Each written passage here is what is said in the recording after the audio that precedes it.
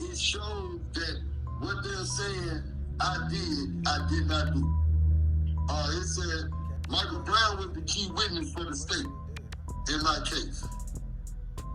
And this was the affidavit that he gave this is the statement he gave to the police March the 13th, the night that the murders happened. He was caught 10 minutes later. This was whoever R.F. Wilkinson is, he went before Ann Pugh on October the 4th, 1999, and this is what he swore to in front of a judge to withdraw forth the warrant to lead on to dealing with this case.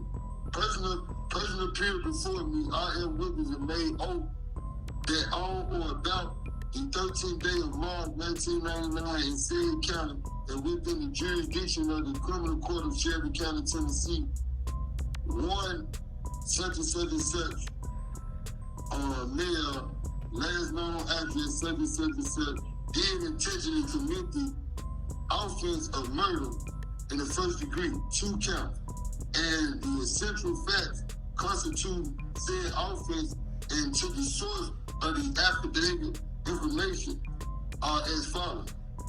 Both Brown and Boyd gave statements of admission to being the shooter of Townsend and Stokes for the purpose of recommission by Marcus Boyd. Prior to the homicide, Marcus Boyd met with Michael Brown and Calvin Boyd and provided them with the instruction to carry out the execution. Marcus Boyd arranged a meeting with the 2 victims at 2267 South Lauderdale. After meeting with the victims, Marcus Boyd left the premises and signaled Michael Brown and Calvin Boyd to execute Omar Stokes and said town. This state evidence. My name ain't even said. This is what I'm in jail for right now. Now, here go the affidavit of complaint. Hold on, give me a minute. Let me get my case so I can be able to read to you what So hold on, they already got a witness, already testifying that somebody else gave them the go to do that. Man, listen, you finna fall out, man. Give me 1 second. Let me find this thing right quick. You ain't hearing nothing yet. I told you gonna move down the middle to try to come save us from these people, man. These people are not cool, man. Basically, he's in prison right now with 2 life sentences. As you can see, this is not verbatim. This is not what I want to say. I'm reading it. I mean, this is verbatim from what I'm reading. This is not that I'm making up and just saying. Hold on, I'm trying to find my case right quick. All right. Yeah, basically right now he got 2 life sentences for a M charge, you know, and it's evidence that somebody else did this and admitted to it, but they still charged him with it in a different situation. So the guy who actually did it is in federal prison with a federal case of 77 years, and they later went back and charged him in the state for the same charge.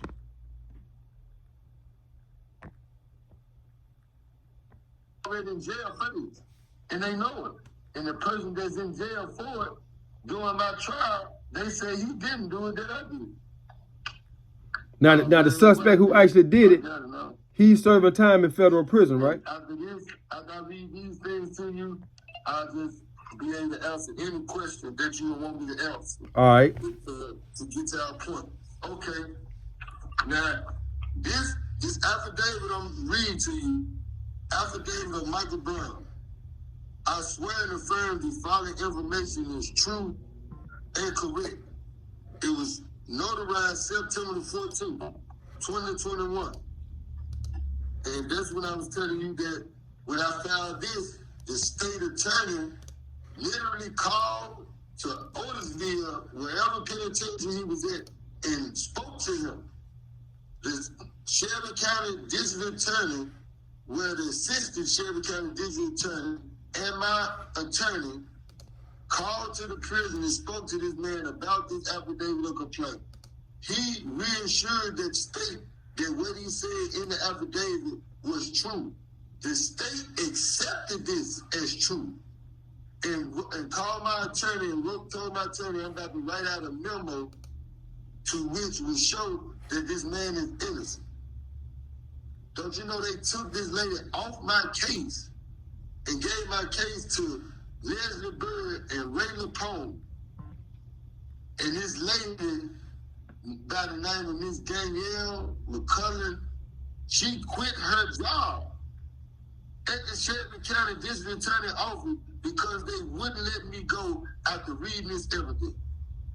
And here go the evidence that made her do this.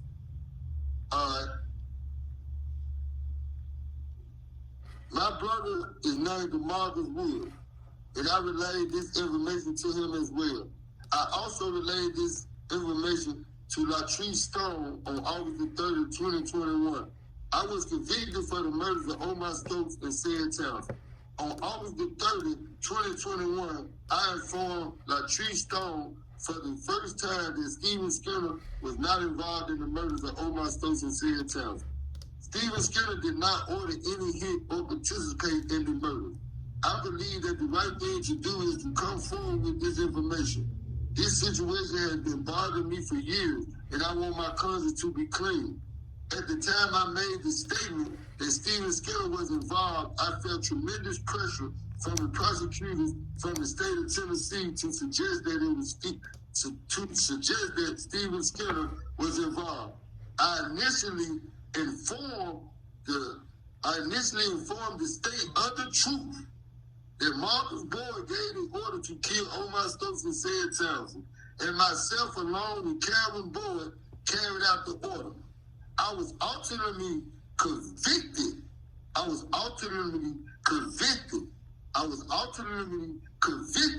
based on this version of event, which again is the truth. However, I was pressured into changing my testimony and did change my testimony and stated that Stephen Skinner ordered the killing of Omar Stokes and Sid Townsend at the trial of Stephen Skinner. Come on, man. Why am I still sitting in jail, OG? Man, come on, man. How can two people call the same hit? Man, point blank period. And they got both of us in jail, but this one's finna kill it. After I read this to you, whatever question you got for me, come on with it. Now, this is literally Michael Brown's statement or testimony in my chat. Hold on. Man, these people don't play games. That's why, man, it's best to get out of the game, get out of the streets while you can, man. Because these people will play all type of games to put you behind the walls. And once they get you back there, you got to fight for your freedom. And man, that's what I'm doing right now, man. I've been doing this for 25 years with this evidence. These people owe me millions. They literally, I just read you, they affidavit of complaint. They affidavit of complaint goes against what I'm in jail for, and I'm in they state. Listen to this. This is what got me in jail. All right. Marcus Boyd and Warlow entered the building. The defendant, which is me, exit the truck. As the defendant got out of the truck, his designer had fell off in the parking lot. After approaching Brown and Calvin Boyd, the defendant instructed them to take action when they were signaled by a flash of the Lexus truck lights. According to Brown, the defendant, which is me, gave the instruction and stated, "Fuck what Marcus and Warlow said. I'm asking you, I'm telling you to do this, and when I flash the lights, I want you to do it." Upon making this statement, the defendant made a gesture indicating to Brown that doing this would give him a little taste of money. After waiting for about 45 minutes, Marcus Boyd and Warlow exited the building. Brown saw Marcus Boyd give a signal, which meant don't worry about the lead. However, shortly after Marcus Boyd's signal, Brown saw the lights flash, whereupon he and Calvin Boyd shot both Townsend and Stokes about 25 times. Brown blamed the defendant for flashing the light and stated that if he had not flashed the light, he would not have shot Townsend and Stokes. Brown testified that he was arrested by the police later that morning while trying to escape. I don't respond to cross-examination question revealed that Brown's testimony regarding the defendant involvement in the murder was inconsistent with his written statement made to the police after his arrest. Brown admitted that in his March 13 statement to the police, he did not implicate Warlow in the murder because at the time, the information had slipped his mind Brown also admitted his March 13th statement implicated Marcus Boyd as the person who asked for the killing of Stokes and Townsend and not the defendant. Brown also admitted that his testimony regarding the defendant exiting the Lexus truck to give Brown information about the signal and statement. Fuck what Marcus and Warlow saying, I'm telling you to do this, and when I flash the lights, I want you to do it, was not indicated in either of his previous statements to the police. Man, the shit I'm in jail for, bro, ain't never been said. Man, I'm like if you want to have a person that actually incarcerated for something he did not do, man, go put my name up. Like I'm literally innocent. And I'm reading this from the state evidence. I'm reading this from paperwork. This is what you can go downtown and buy yourself. This is not right. That's the only thing they used to put you in there was paperwork. Right, and that's what I'm saying. And this paperwork that I got exonerates me from everything that they put me in for. And it's their paperwork. It's not mine. If we go out there, now, after me just reading what I read to you, what got me in jail, I'm going to read this small gesture again from the state affidavit of complaint. Marcus Boyd arrived at me with the two victims, 22-687 Lauderdale. After meeting with the victims, Marcus Boyd left the premises and signaled Michael Brown and Karen Boyd to execute Omar Stokes in Sierra Town. How am I in jail with this man being up on the stand and said Marcus Boyd gave him a signal, me, don't worry about the lead. However, he was waiting on me to give him a signal. Which one is true? Which one of these scenarios is true? Because if the scenario to which I just read from the affidavit is true, then I shouldn't be in jail. However, if the thing that I just read from the state proceeding in my trial, Marcus Boyd shouldn't be in jail. But both of y'all in jail. Able to answer some of those questions. Jeremy, the man and his attorney went before a judge earlier this week. Were they asking for a new trial or what? That's the thing. They're asking for a new trial, especially because his trial attorney, what they are saying, didn't have all of the evidence to properly defend Stephen Skinner. Now, Stephen Skinner is the man who is currently serving 2 life sentences, and he says he's been putting all of his time and effort to hopefully one day walk out of prison. However, it won't be easy. Monday, Skinner's attorney, Terrell Tootin, explained to the judge there may be a possibility Skinner's trial attorney didn't get all of the evidence needed to defend Skinner. Tootin requested the judge allow a hearing so Skinner's trial attorney can actually testify under oath that he didn't have all of the evidence. Tootin says hopefully with that hearing, the case can be submitted to the Shelby County District's Attorney Justice Review Unit. Trial counsel, that is trial counsel didn't have it. So either this evidence was withheld or someone dropped the ball somewhere. We need to have a hearing to say where was this ball dropped, but in no scenario is it Mr. Skinner's fault that he didn't have it. Now, Monday, the judge didn't make a decision on whether or not that hearing will actually happen. As a matter of fact, later on this morning during Good Morning Memphis, we're going to go into a little bit more detail as to if this hearing does not happen, what's next. They wanted me to testify, and I wouldn't. I could be at home right now. I could be at home right now, man. Them people picked me up May the 23rd. Nobody knew I was in jail or nothing. Man, listen, we want such and such and such and such. Man, I'm a GD soldier, man, I'm a die for GD, man. I ain't got nothing to say to you, man. You heard me? Yeah. And man, them people said, man, you'll never go back home, man. You crazy. I ain't done nothing. And man, sure as men stink, man, I ain't never been back home. All right, here go the proper cause for the state. And it's going to tell you where I'm at, what went on, and everything. It said Townsend Stokes arrived about 5:30 a.m. and were met by Marvin Boyd, Carlos Warlow, and Stephen Skinner. Stokes and Townsend entered the body shop along with Marvin Boyd and Carlos Warlow. The 4 people stayed in the body shop for about 30 minutes. Boyd and Warlow exited first and leaving with Mr. Skinner and Marcus Boyd white Lexus truck. As Boyd, Warlow, and Skinner drove out, they flashed their lights. As Stokes and Townsend exited the building. Michael Brown and Kevin Boyd came from on the side of the building and shot and killed Townsend and Stokes. All right, you see, they ain't saying nothing about me going to no murder. Basically, my mere presence at the scene don't make me guilty of no crime. Okay, here, I'm getting this Michael Brown on Saturday, March 13, 1999. Michael Brown gave homicide detectives a statement of omission to the shooting death of Omar Stokes and Sarah Townsend. In Michael Brown's statement, he stated that he and Kevin Boyd shot Townsend and Stokes under the order of Marvin Boyd. Come on, man. Come on, man. And yeah, that's crazy, man. That's crazy. No, this the crazy part.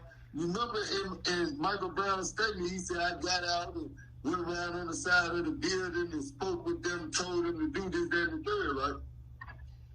Now, here goes, may he rest in peace.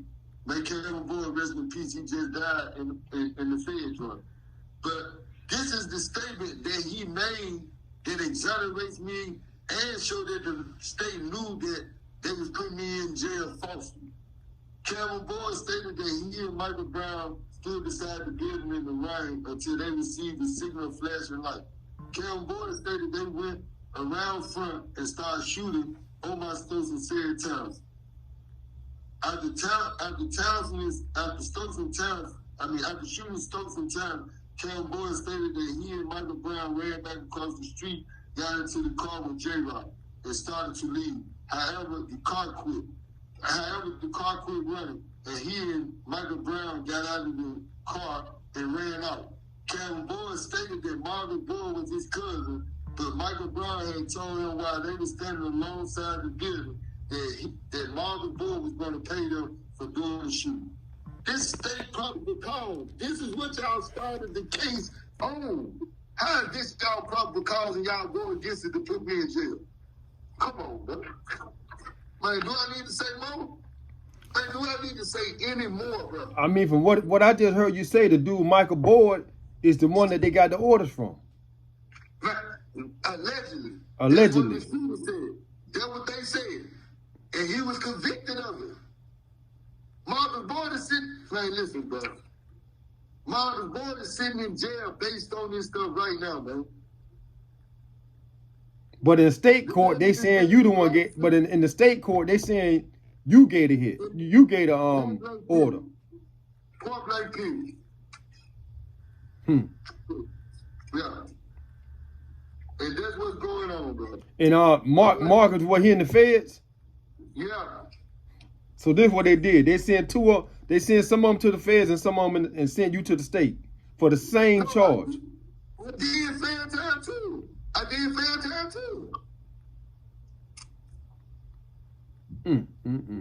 Man, it's a dirty game out here, man. It's a dirty game.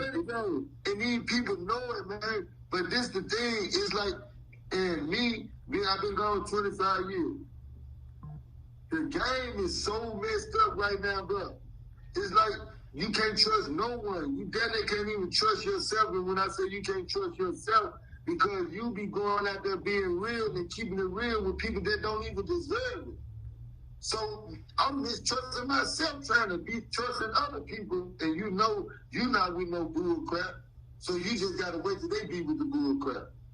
And then you gotta sit back and accept they bull crap, because if you do something to try to navigate yourself out of a situation somebody don't put you in, now you're a rat. What the fuck they are? Hey, you said a mouthful right then, boy. You said a mouthful right then. And when I was in the Fed, John, I've been to Beaumont, I've been to Lewisburg, I've been to all the pens. You hear me? Yeah. And like I used to tell the brother, man, we not harboring no rats. But I'm understanding a man being put in a situation to where if he wouldn't have said nothing about me, I wouldn't even be here. So how you gonna get mad at me for saying something about him? It's a statement of fact, not me, but it's just me and you talking just life now as we see it in 2025. You can't even be mad at people no more, so just get out the game. Just get out of it. Facts. Get out the game. Just get out the game, cause look, bro, I'm supposed to be a real dude. My kids at home need me. My mama need me. And I'm supposed to be a real dude sitting in jail for something I didn't do. While you in jail having fun because you did it. And your mama understand because you did it. But how do my mama understand me keeping it real? So I won't be labeled a rat. But you don't told on me. But now you don't carry back around. Now your mama happy with you. Make it make sense. My kids despise me, but they love me for the choice I made. And you just, Daddy, this happens for real. That dude told when he first got caught, and you let them do you like that. I want you to be able to go to school and can't nobody throw no rat jacket on your dad. I want you to be able to go to a concert. I want you to be able, you get in the street, you ain't come from no rat lineage. But it cost me 25 years to where I couldn't go to your graduation. All in the name of keeping it real. All in the name of keeping it real. But who keeping it real with me? Nobody. Man, the things that I've done for this city, and you can go tap the concrete, you can go tap the sidewalk, and these things that I'm saying gonna come back truthful. I gave my life to the game, and the game plays games with my life. Point blank period. Man, hey, you said a mouthful. You kept it real with the game, and the game played games with your life. Man, and now I gotta sit back, and this the killing part. Now I gotta sit back and look at all the rappers, all these other dudes, rats, and they're home with their family. But these the same dudes saying, man, don't you be no rat, stay strong, and I lost my family. Make it make sense, Pete. Hey man, look, anybody see this video? I got a Bird, who you say he need to contact? Bird say, she said some people. How about your appeals? How many appeals you don't file? I don't file every one of them. I ain't missed the appeal. I'm on appeal now with my Rule 11 from what just happened at the Supreme Court down there. Like, when you go there and look at that Supreme Court thing, you gonna call me back and be like, bro, I commend you. Everything I just spoke to you about, my lawyer is saying this stuff verbatim to these people at the appeal court, man. The state is saying this stuff. The state is saying that the evidence was withheld, but it wasn't intentionally withheld. It was withheld. If it was withheld, I should get a new trial, man. Period. Point blank, period. Man, bro, listen, bro. Bro, I'm literally innocent, man. Mere presence at the scene of crime do not make one guilty of no crime. Only thing, that's why my lawyer read what he read when he first filed it. The only thing the state has me on and trying to get me on, did I get this order and signal to have these people killed? And the state evidence proved that I did. Do I need to read it again? Come on, bro. So even in the appeal court, what the 3-panel judges say? They denied it. Lord, you got it. I'm going to email you this. I'm going to email everything to you. They said that the lawyer had the information, and I can't use it. Okay, so if the lawyer had the information, that means he didn't do his job. So I still get to come back in court and get a new trial. There's no way around it. And they said it's too late for me to do that. I should have did that when I did my first post-conviction. Come I on, would do man. anything if I don't know about the information. Man, bro, these people owe me millions. And let me say this for the record, man. So you won't feel like I'm blowing no smoke and people might get on this junk and be like, man, this dude was a motherfucker. I was, man. I was to save my life. I was to feed my family. I didn't go out and do nothing I didn't need to do. And you from the street, I'm from the street. Don't touch no kids. Don't rape and touch no old folks. And don't rob and kill no woman unless she out in the street doing what women shouldn't be doing in the street. Anything else from where we come from is fair game, Pete. It's on the police to catch me. It's on me to do what I got to do and get away from the police. I mean, that's how it's supposed to go. You can't win playing foul. Y'all playing foul ball and got me for nothing.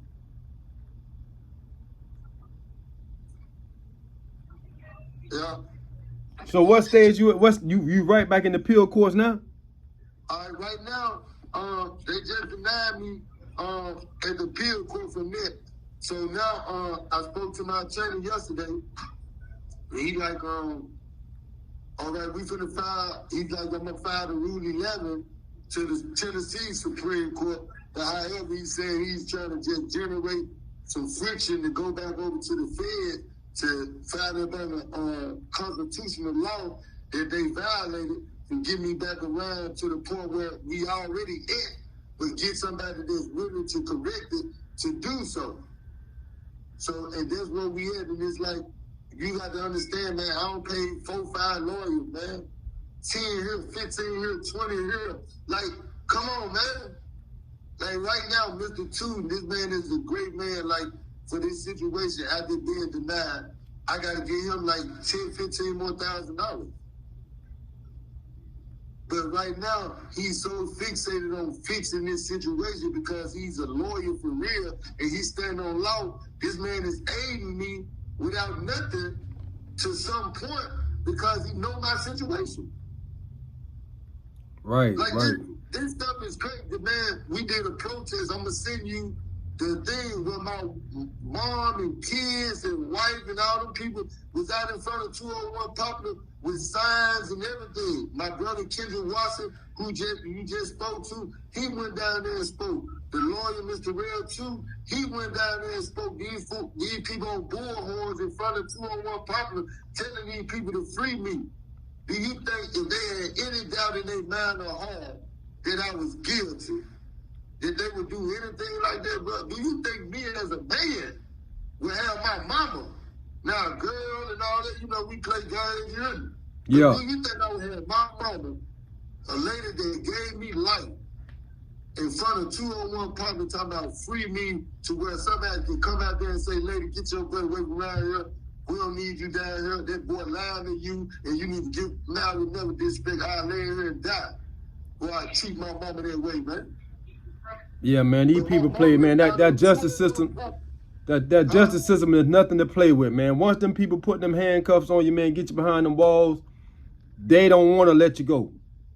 And we're a hot commodity. And I want to go back to Larry Hoover. That's why they don't want to let him out. They not scared of him being a gang member. They scared of him because he's not a gang member. If they thought Larry Hoover would get out and do the stuff that they said he have done or would do in court, they'll let him out just to get him back. But they know if they let him out, brothers such as myself ain't going to go through what I'm going through because now people going to hear the vision. You don't have to be no GD to follow the vision of righteousness. We need somebody to help us understand what these people are doing are not right. And he told us this in 96. Man, put down the gun and go to the poll, man. Look at the Nazis. Look at all these white supremacists. Man, they behind Trump. That's why Trump is in there. Man, you know what though? To be honest with you though, Trump, I just seen a post. Trump is from the put a bill out for justice reform, saying that if you got a case over 10 years, it need to be overlooked. It need to be looked into. Right, and no, he's the best people. He's the best person for us as a people. But my point I was making is they rolling with their people to keep their people where their people need to be at. Of course. And that's what we need to do. Of course. Of course. Even if we would have got a slew of people to go vote for Trump because of what you're saying, the main thing is us stick together to make our situation better. And, hand made lightweight. Man, you're right. You're right. But that's what they have done with us. They have broken up the unity. We don't have unity no more. The new Jim Crow law. I got it posted on my door right now. By Michelle Alexander. Yes. They gonna give you 5 suits and give me 1. Or they gonna give you 10 suits and give you 5 season pack and give me 3 season pack. Now I got a plot to get yours. Instead of coming and telling you, let's share this suit and hold back, I'm gonna come fuck you out of it. I'm gonna fuck you out of it to stay overly achieved as I think I am, but I ain't doing nothing but tearing us down because now where games begin, where do games end? Because now my nephew gonna get you. or my son gonna get you. It ain't gonna never be no end in tell once you start no bull crap. When it's gonna end? Who gonna trust who? That's why, man, you gotta keep bull crap out of situations, man. Friendship, relationship, law, whatever. Stand firm on the truth and let somebody die on their truth because he brought the death to himself. If you don't let a man do that, man, you killing people for nothing. Point blank, period. Point blank, period, man. Let me see something. Hey, Bird, you got some questions for him? Cause I got some people in my panel, man. I want to see if Bird got some questions for you. Somebody got some questions for you. All right, I'm an open book. Man, listen, I'm gonna do my best to share this information, man, for sure. You know. Hey, yeah, and once we get off here, I want to wrap back with you though. Once we off air, so I'm trying to go full throttle. Whatever I need to do, I got to get these people to get me out of here. I got letters that I don't know the president. Man, I'm talking about, bro, like I've been fighting like a fool, bro. And just think, what I just read to you, man, I've been living this for 25 years, man. Could you imagine living like this for 25 years and not only 25, but the last 8 since 17, when I got this evidence that shows me that these people know I'm innocent? Do you know what it takes to sleep at night, man? Hey, what did the guy who testified against you, what did he get out the deal? They got a memo to James Channel from Jennifer S. Nichols, from J. Robert Carter, Reason, State versus Boyd, Warlow, Brown, and Skinner, December the 2nd. In October 2000, John Folks tried Cameron Boyd, Marcus Boyd, and Michael Brown in federal court. All three were convicted and are now serving multiple life sentences for drug conspiracy and for the murder of Omar Stokes and Sandtown. Carlos Warlow took a plea offer from Mr. Folks and testified against Marcus Boyd during Boyd's trial. Warlow was given 20 years. The defendants were also indicted by our grand jury, which is the state of Tennessee, for the same homicide. Stephen Skinner was the only additional defendant indicted. I wasn't even indicted when they first got the charge. They indicted me a year later after I went and testified and rap for them. And said defendant indicted by our grand jury, even though he had not been indicted by the field.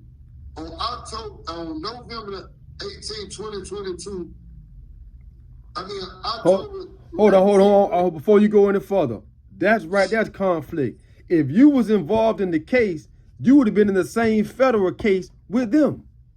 I was in the federal case. They said this is what happened with our case. They said some money got sent out of town to buy some bricks. When the money got mixed up, they came back to Memphis. And all this stuff, whatever these people allege it happened, I'm not saying this or that. I'm just reading from the records. And that's where this stuff happened.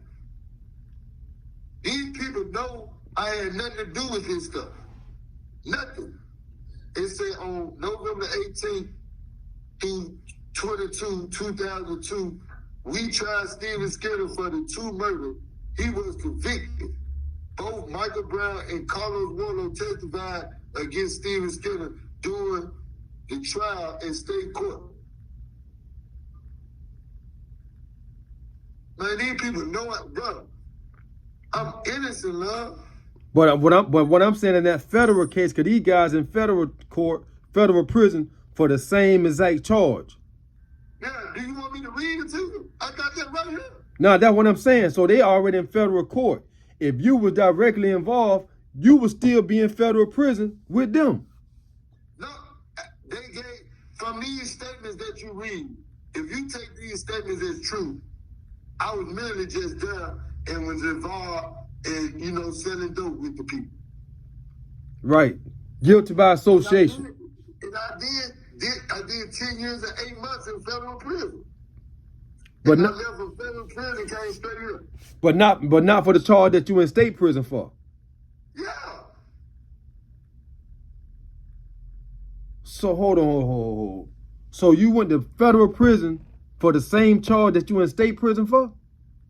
No, I went to federal prison for the same case, yeah. But in federal prison, I was on the charge with buying dope. Trying to buy the brick. That's what I'm saying. That's what I'm talking about. You went to federal court for drug activity. These murders happen within the drug conspiracy. These murders happen within the drug conspiracy. Okay, but the mother boys are in federal court with the murder charge on their jacket in the feds. Yeah. You didn't have that on your jacket in the feds. Huh? You didn't have that on your jacket in the feds. You just had the dope case in the feds. Right. So the state of Memphis said, well, guess what? We're going to go ahead and hit him with the murder charge in the state. Right. Come on, man. Because if the evidence was there, the feds would have hit you with the same charge. Man, listen. Man, United States versus Brown, 54 Federal Appendix 201, 2002. United States of America versus Michael Brown, Marcus Boyd, and Kevin Boyd. Okay. Check this out, man. I'm reading. You can hit this on your computer right now. It said, this is what it says. It says, I gotta go get a charger for this doggone phone too. Hold on. It says, defendant's several convictions stem from a widespread drug conspiracy which also involved the murders of two persons. The evidence in each of the trials was established largely by the testimony of the following person, some of whom had prior felony convictions and who agreed to testify for the government. We gonna go to Michael Brown, his key witness who wrote this affidavit for me. You remember that, right? Right. Okay. After being arrested and given memorandum warning, Brown told the police about his role in the conspiracy and in the murder. Brown told police that Marcus Boyd gave $150,000 to Stoke and Towns to buy cocaine, but they went to Texas and were robbed and lost the money. Brown said that Marcus Boyd ordered the hit on Stoke and Townsend. Brown also admitted to shooting the victim and identified Kevin Boyd as the other shooter. Brown's statement was admitted into trial. The ages, you remember his affidavit, right? You remember what he said in his affidavit? Yeah. To solidify what I just read, and I'm going to just read that part. Number 9 of Michael Brown affidavit. I intentionally informed the state of the truth that Marcus Boyd gave the order to kill Omar Stokes and Sarah Townsend, and myself along with Kevin Boyd carried out the order. I was ultimately convicted based on this version of event, which again is the truth. However, I was pressured into changing my testimony, and I did change my testimony and stated that Stephen Skinner ordered the killing of Omar Stokes and Sarah Townsend and the trial of Stephen Skinner. Right there enough for a new trial, bro. Yeah, cause who gave the order? Either the other boy or you. Who did it? All right, no, but listen to me. We ain't through. Kevin Boyd also spoke to police after he was arrested and given memorandum warning. Who that? Hold on.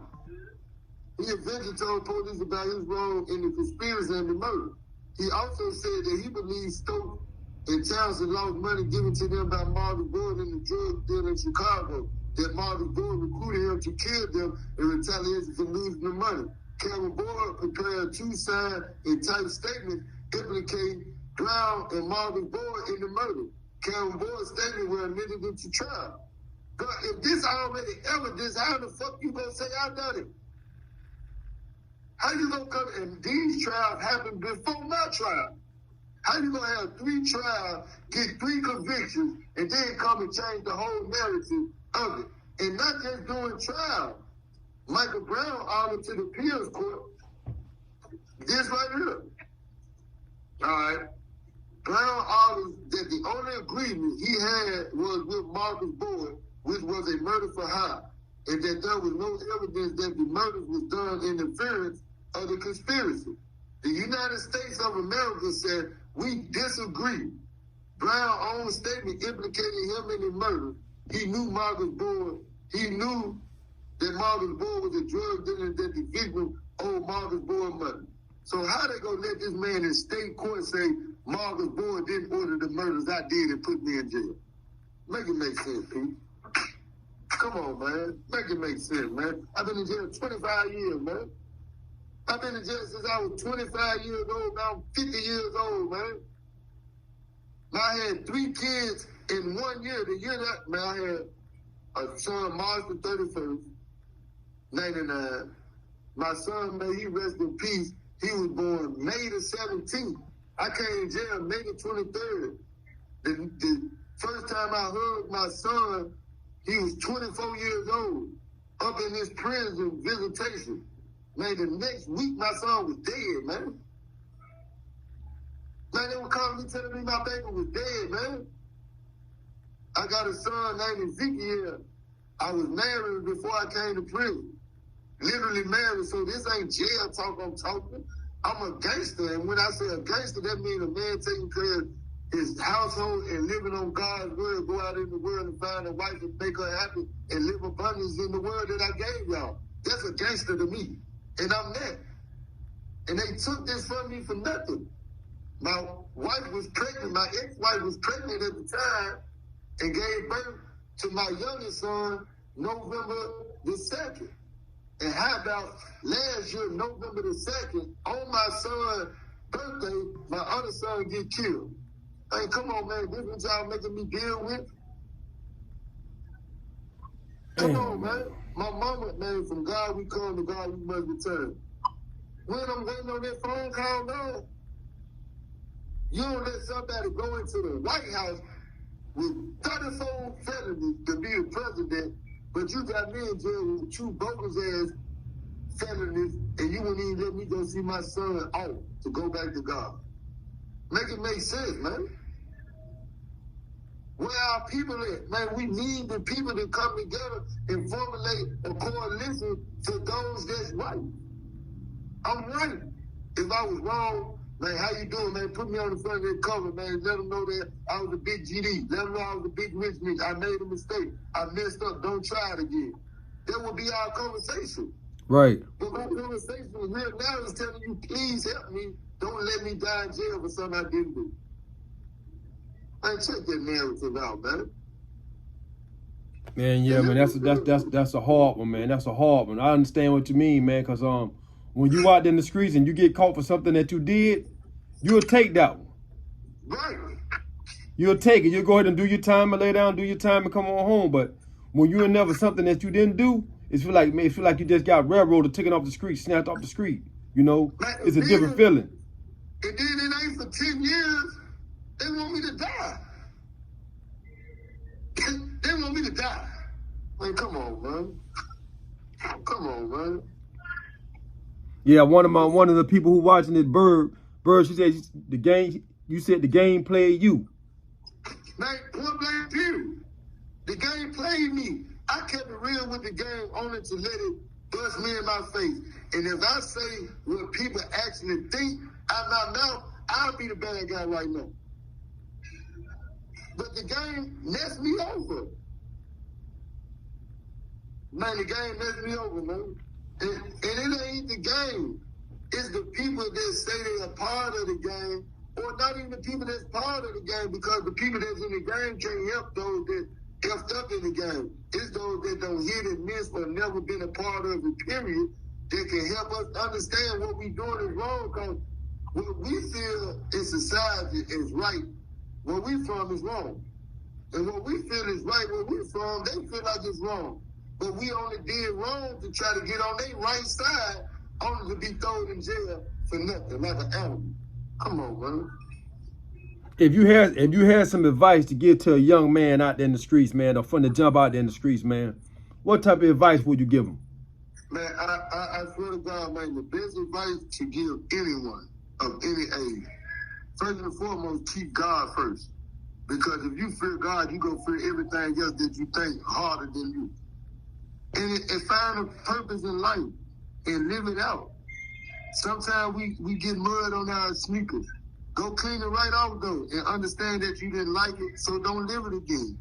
But don't get a speck of mud on one shoe and then go get some paint on the other shoe and just turn it to something that you are not, only to end up with nothing. Had you cleaned your shoes off and did right by whomever was trying to guide you, you'd have been a better person in life. Jail is nothing. Don't let these people on these internets showing these chains, talking about they the leader. Don't nobody love nobody. Everybody want to be somebody, but nobody want to wait on anybody. Man, love who love you, man. Love your mama, man. Love your kids. And people got a bad rap on organization. Organization no different than Republican and Democrat. It's when we do something wrong, they show it to the point where we animals and demons. But I ain't did nothing as cold as when took somebody from their house and put them in jail for 25 years to send my son to college or send my daughter to college. I stood on the corner in the freezing rain and served their daughters, which made them mad to put us in jail because it was their kids that got to get high. But the point I'm trying to make is everything that glitter ain't it. I got a friend, I ain't gonna say his name, but when you hear this, he gonna know it's him. When we was in the street, he used to do everything we did, but he got up every day at 5 in the morning and went to Burger King to work. We dropping him off in Benzes and vets, and he got this, but he going to put this uniform on. Man, that man own 2, 3 or franchise 2, 3 Burger Kings right now, and ain't never did a day in jail. My community, I salute him right now. Bro, you know who I'm talking about. Man, keep up the good work. That's what I want the youngers to do. Man, don't come in jail to make these people rich while your people struggling to take care of you. It ain't fun to them. Right. It's not fun. Right.